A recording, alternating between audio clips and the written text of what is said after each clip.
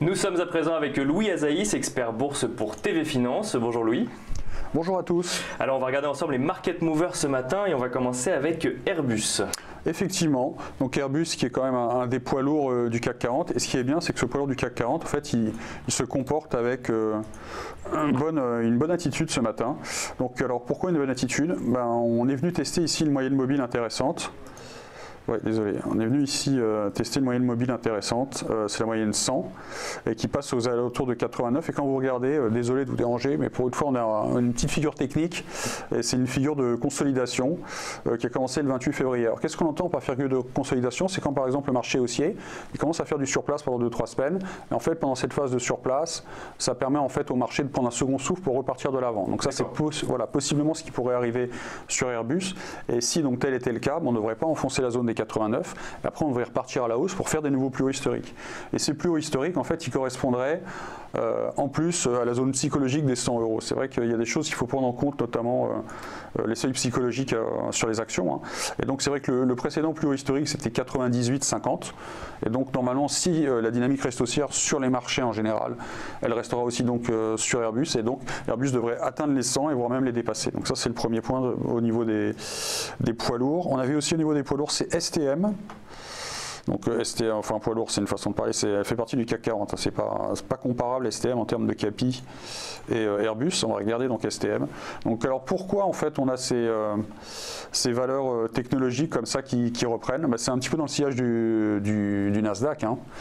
On avait regardé nous la semaine dernière les plus grosses valeurs du Nasdaq et plus ou moins elles faisaient le second.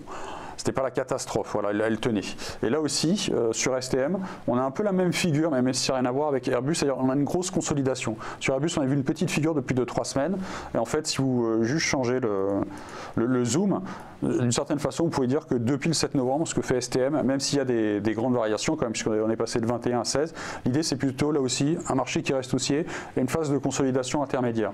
Et donc, cette phase de consolidation intermédiaire, elle est plus longue, parce qu'au lieu de durer 3 semaines, elle a duré 6 mois. À l'intérieur de ces 6 mois, il y a des swings. Autant sur Airbus, on a fait une consolidation de 3 semaines, et là on pourrait dire que à l'intérieur des 6 mois de consolidation de STM, là on fait des mouvements intermédiaires qui eux durent 3 ou 4 semaines. Donc on fait des mouvements intermédiaires de mouvements opposés à la hausse ou à la baisse. Donc entre le 7 novembre et le 4 janvier, c'était une séquence de baisse.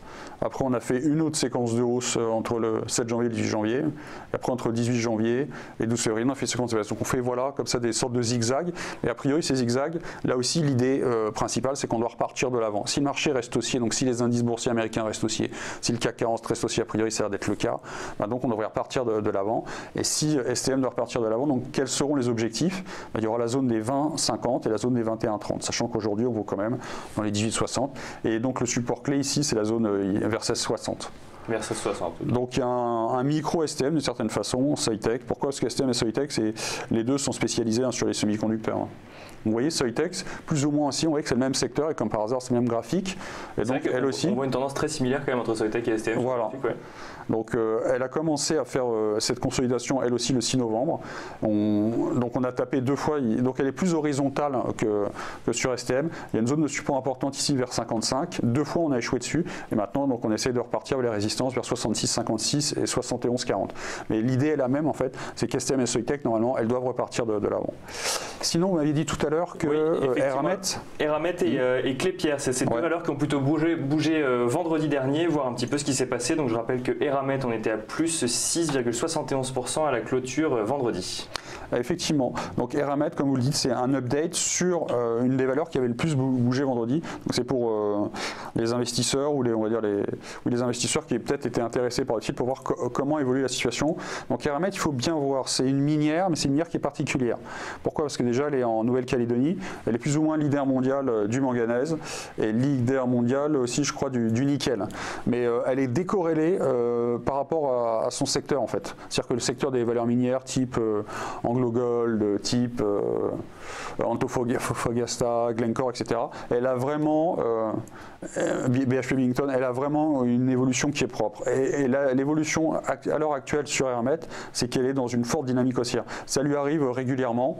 Donc je vais peut-être vous sortir les historiques après, mais Eramet, c'est vrai qu'en général, c'est une action qui a beaucoup de tendances. Donc elle peut rester des mois à baisser, des mois sans bouger. Là, elle est elle est passée en mode haussier. Donc on avait passé une résistance importante la semaine dernière, vendredi, comme vous l'aviez indiqué, c'était les 131,70, et c'est ce qui explique en fait cette accélération haussière. Et on voit que pour l'instant là il est juste 9h15. A priori aujourd'hui elle a l'air de reprendre aussi, de poursuivre cette dynamique haussière. Donc quels sont les prochains objectifs sur le titre?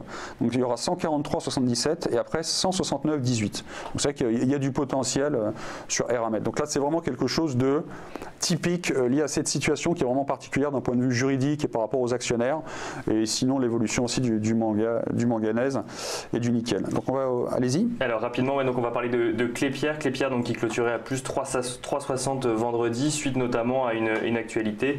Enfin, est-ce que c'était corrélé ou pas, mais en tout cas Clépierre renonçait à faire une offre sur le britannique Amerson, Louis. Et donc qu'est-ce que ça donnait côté technique ce matin? Eh bien effectivement, a priori, c'était plutôt elle aussi, on voit qu'elle n'a pas trop de tendance quand même depuis le 1er juin, mais elle n'a pas trop de tendance, mais elle fait des mouvements très importants. Si je vous mets plus d'historique, vous allez voir, voilà, c'est une action en fait qui bouge plus depuis avril 2015. Elle était très haussière avant, mais depuis avril 2015, en gros, elle bouge plus, elle fait une énorme phase de consolidation. Et si je vous mets encore plus d'historique, là, vous allez comprendre. Voilà. Ouais, en fait, depuis 2009, elle avait énormément monté. Puisqu'au plus bas 2009 on valait 6, on est monté quand même jusqu'à 43. Et ce qui se passe, c'est que depuis en fait 2015, les investisseurs réfléchissent dans le sens: est-ce que cette forte dynamique haussière doit se poursuivre? A priori, l'idée globale, c'est que cette phase qui a commencé en avril 2015, on appelle ça une phase d'accumulation. Donc une phase d'accumulation, ça a plutôt une connotation positive. Si on avait employé le terme, c'est une phase de distribution, là, sur une connotation négative. Qu'est-ce que ça veut dire distribution? C'est qu'en fait, les gros sont en train de sortir graduellement, puis une fois qu'ils ont tout sorti, là, le titre s'écroule. Là, c'est différent. C'est plutôt, il n'y a pas vraiment eu de... Ni les acheteurs ni les vendeurs l'ont emporté, mais l'idée c'est que a priori la dynamique va repartir de l'avant. Et justement le fait qu'elle renonce à faire donc cette opération sur Amerson, ça a été bien perçu par les investisseurs. Donc à plus court terme, il faut voir que le titre devrait reprendre donc cette séquence haussière, et à plus court terme donc les objectifs, ce sera la résistance à 35,73 d'une part, et sinon on aura 38,23. Voilà. C'est un rachat de short et c'est aussi quelque chose de positif par rapport à une tendance long terme. Merci beaucoup, Merci à vous. Et je rappelle donc que vous êtes expert bourse pour TV Finance.